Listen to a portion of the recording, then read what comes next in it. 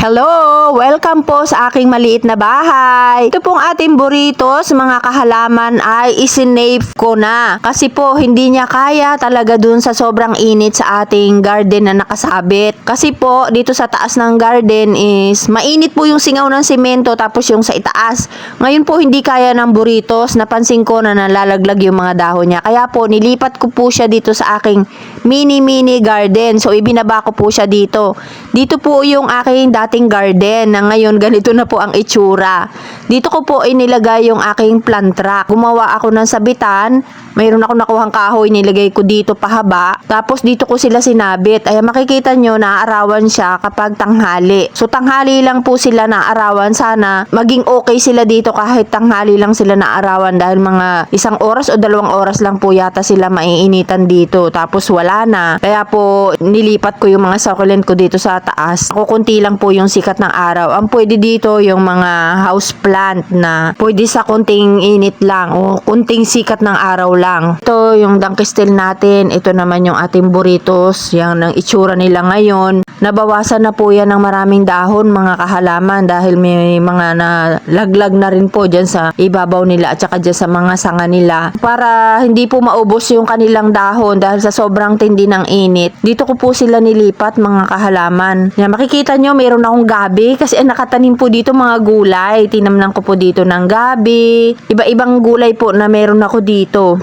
Nagugulay ko na po yung gabi niya na makikita ninyo dyan sa likod ng aking burritos. Ayan siya mataas na rin po yung aking mga gabi. At nakadalawang beses na po akong gulay dyan. Kinuhunan ko na yan ng mga panggulay. Tapos ngayon medyo malago na naman. So gulay na lang po ang itinanim ko dito. Tapos dyan sa itaas mga kahalaman, dyan sa paso na yan na pahaba. Diyan naman po ay dragon fruit ang aking itinanim. Ayan, nakahilera din po yung dragon fruit diyan mga kahalaman. Kasi ito po yung plant rack na nandoon sa aking garden do sa itaas na pinaputol ko. Na ang ipinalit ko po ay yung mga bougainvillea. Tapos ibang plant rack na rin po yun kasi ito yung pinaputol ko na 4 na layer. Kaya po, mga gulay na lang. Meron din ako ditong luya. Yan, may pako ako dito. Yun ang mga tanim kong gulay dito mga kahalaman. Iba-iba. Tapos mayroon din po ako ditong kamuting kahoy. Ayan yung aking pako, mga kahalaman, nasa paso lang. Ito yung aking mga kamuting kahoy. Noong nanghingi ako doon sa kapatid ko sa probinsya ng kamuting kahoy na gulay, yung mga dulo pinutol niya. Tapos nagtanim po ako ng mga dulo. May nabuhay na isa. Tapos lumago siya, lumaki, tumangkad. Pinagputol-putol ko. Ayan na ngayon niya, Hindi naman po siya lalaki kasi nasa paso. Di ang ano ko na lang po. Kasi dati, nakatanim siya sa medyo malaki sa palanggana. Ngayon po, nandito sa mahabang pat itong kamuting kahoy. Sobrang payat po ng katawan niya. Kaya makikita nyo. Pero ang kukunin ko lang naman po dito ay yung mga dahon niya na ginugulay ko po yung dahon niya kasi masarap po yung gataan. So ito yung burritos natin. Sana mas safe dito kasi medyo malamig po dito. O talagang malamig po dito compare doon sa itaas dahil ang pinakamatindi pong mainit doon yung singaw po talaga ng semento. Kaya po hindi nakakatagal yung ating burritos. Kaya po inilagay ko na sila dito para naman maging maayos sila. Kahit konti lang po yung sikat ng araw. Ayan. Sana kung mula umaga hanggang hapon maging ganyan yung kanilang nasasagap na sikat ng araw. Mas maganda po. Mayroon lang araw kapag natatapat yung araw dito talaga sa gitna. Yung katanghali ang tapat. Yan po yung nagkakaroon lang siya ng sikat ng araw. Dami na pong dahon na mga natutuyo mga kahalaman. Dito muna siya sa aking mga gulay. Ayan po, may mataas na puno kaya hindi siya masyadong nainitan mga kahalaman. Andito yung aking kamyas. Andyan yung may malaking puno. Ayan, meron akong paminta dito.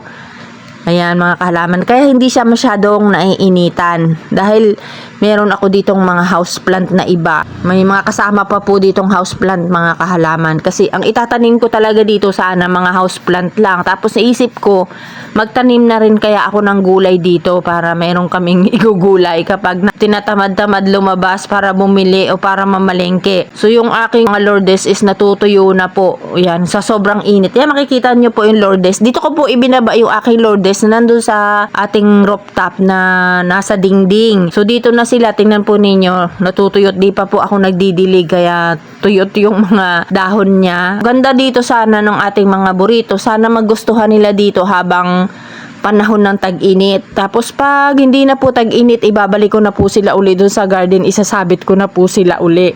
Dito po yung aking garden, mga kahalaman, hindi pa totally maayos. Ganito lang muna pansamantala yung ating mini garden dito. Ginamit ko na rin po uli ang ating mini garden. Buhat nung nagpasimento po ako dun sa taas, dun sa garden.